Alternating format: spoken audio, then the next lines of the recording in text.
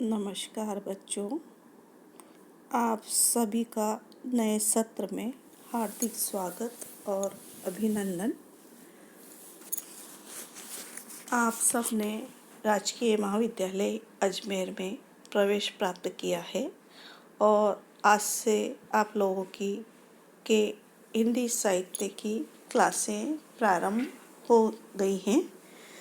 मैं डॉक्टर उर्मिला पारिक आप लोगों को हिंदी साहित्य का प्रथम प्रश्न पत्र पढ़ाऊंगी।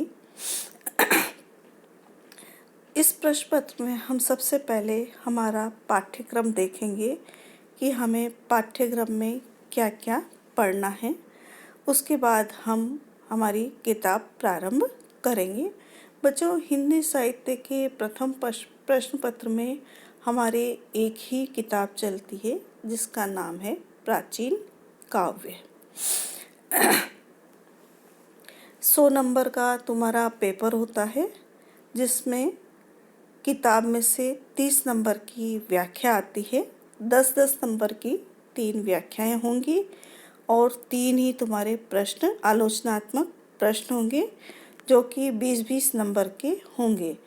तो 30 नंबर की व्याख्या और 60 नंबर के प्रश्न।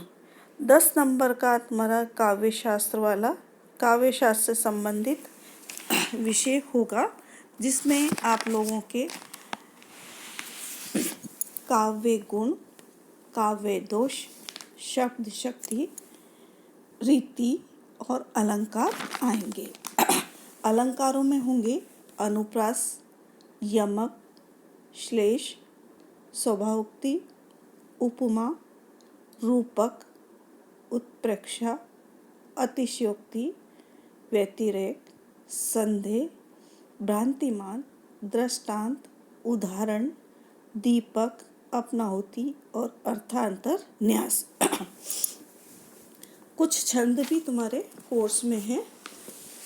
ये छंद हैं द्रुत, विलंबित, मालिनी, मंदाक्रांता, बसंतिलिका, शिखरणी और सेवैया। ये तुम्हारे और दोहा, चौपाई, सोरठा, कुंडलियाँ, रोला, गीतिका, हरिगीतिका और छप्पे। ये छंद आप लोगों के कोर्स में है। तो काव्य के गुण, काव्य के दोष, शब्द शक्ति, रीति और अलंकार और छंद, इनमें से तुम्हारे इन सब में से 10 नंबर का प्रश्न तुम्हारे पाठ्य पुस्तक में, तुम्हारे पाठ्यक्रम में है जो कि तुम्हारे आएगा। इसके अलावा बच्चों, तुम्हारे कोर्स में जो कवि हैं जिनका हम अध्ययन करेंगे वो हैं ढोला मारूरा दोहा, कबीर, संतवाणी, जायसी, सूरदास, तुलसी, मीरा और रसखान। इसमें कबीर के कुछ पद हैं। पद के बाद उनके दोहे आ जाते हैं। दोहे में है मन को अंग, विरह को अंग, माया को अंग, चिंता मणि को अंग। और इसके बाद आते हैं हमारे पास संतवाणी के कवि हैं नामदेव। इसके बाद नामदेव में रैदास है और नानक हैं। संत कवि दादू है, रज्जब है और ये तो तुम्हारे संत कवियों में आ गए। जायसी, सूरदास, सूर का दोनों वर्णन तुम्हारे कोर्स में है, वात्सल्य और वियोग, दोनों कोर्स तुम्हें पढ़ने हैं। फिर आते हैं तुलसीदास, मीरा की मीरा पदावली में से लिए गए कुछ अंश हैं। रसखान के भक्ति के पद हम पढ़ेंगे। हाँ, तो बच्चों, ये सब हुआ तुम्हारा पाठ्यक्रम जिसका कि हम अध्ययन करेंगे।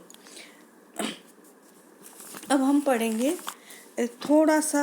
आज हम जो हमारे पाठ्यक्रम में है ढोला मारू के का थोड़ा सा हम परिचय पढ़ लेते हैं और जान लेते हैं कि यह किसकी कथा है और इसका रचना काल क्या रहा है। राजस्थानी प्रेमाख्यान परंपरा में ढोला मारू का दुआ महत्वपूर्ण स्थान रखता है। यह एक दोहाबद्ध प्रेम गाथा है, यानी ये दोहों में लिखी गई प्रेम गाथा है जो राजस्थान में अधिक लोकप्रिय रही है। इस कृति को वियोग श्रृंगार का अनुपम मार्मिक एवं सरस ग्रंथ माना जाता है। इसमें ढोला मारू एवं मारवाड़ी की प्रेम गाथा का वर्णन किया गया है और ये वर्णन दोहा शैली में किया गया है। इस काव्य का साहित्यिक और सांस्कृतिक दृष्टि से अत्यधिक महत्व है। इस प्रेम गाथा काव्य में राजस्थानी जनजीवन और लोकमानस की सरल एवं कोमल भावनाओं का सुंदर निरूपण किया गया है। सरसता, सहजता, सजीवता और मार्मिकता की दृष्टि से ढोला मारूरा दुआ लोक जीवन में सर्वाधिक लोकप्रिय रहा है। लोकप्रियता की दृष्टि से देखें तो इसके दोहे आज भी लोगों की जुबान पर हैं। इस ग्रंथ को सबसे पहले प्रकाश में लाने वाले राम सिंह जी, सूर्यकरण पारिक और नरोत्तम स्वामी तीनों माने जाते हैं। इन तीनों विद्वानों के कुशल संपादन में यह ग्रंथ नागरी प्रचारणी सभा काशी द्वारा संवत 1991 में प्रकाशित हुआ। तब से आज तक इस ग्रंथ के विषय में अनेक आलोचनात्मक कृतियाँ, विविध शोधपरक लेख और शोध प्रबंध प्रकाशित हो चुके हैं। ढोला मारूरा दोहा के रचनाकार के विषय में विद्वानों में मतभेद है। Doctor Motilal Menaria, Parshuram Chaturvedi, Vishwanath Prasad Mishra, Jagdish Singh Gehlot, doctor Hiralal Maheshwari, doctor Narayan Singh Bhati आदि विद्वानों ने ढोला मारू की रचयिता के रूप में कलोल को स्वीकार किया है। इस मत के खंडन करने वालों में डॉक्टर ओमानंद सारस्वत, संपादक त्रय यानी कौन कौन, राम सिंह सूर्यकरण मिश्र और नरोत्तम स्वामी, संपादक त्रय, डॉक्टर माता प्रसाद गुप्त और डॉक्टर मनोहर शर्मा आदि हैं। डॉक्टर रामकुमार वर्मा इस ग्रंथ के रचयिता के रूप में कुशल लाभ का नाम लेते हैं, किंतु यह मत अनुमान पर आधारित है। इस काव्य को देखते हुए यह कहना अधिक उचित होगा कि प्रारंभ में किसी कवि ने इस प्रकार के दोहे लिखे होंगे। जिसने लिखे होंगे उसका अभी तक कोई पता नहीं है, किंतु मौखिक रूप से जब इस काव्य को लोकप्रियता मिल गई तो दूसरे कुछ लेखकों ने भी इसमें दोहे जोड़ दिए। परिणाम स्वरूप इसका कलेवर बढ़ता चला गया, यानी इसका जो विस्तार होता चला गया। इस ग्रंथ के रचनाकार के विषय में भी विद्वानों में मतभेद है। सभी विद्वान एक मत नहीं है।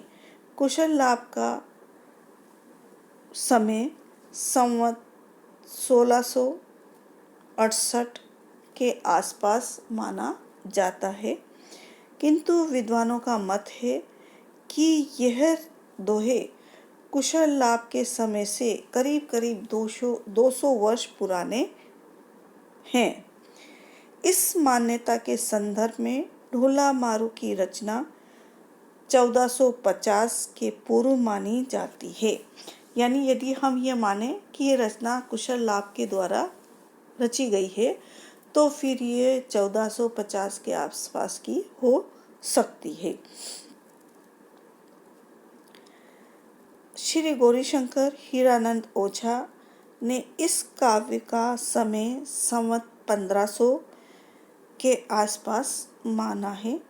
डॉक्टर हजारी प्रसाद द्विवेदी के अनुसार इस ग्रंथ का रचना काल 11वीं और 12वीं शताब्दी रहा होगा, जबकि हीरालाल माहेश्वरी ने इसे 16वीं शताब्दी के प्रारंभिक वर्षों की रचना माना है।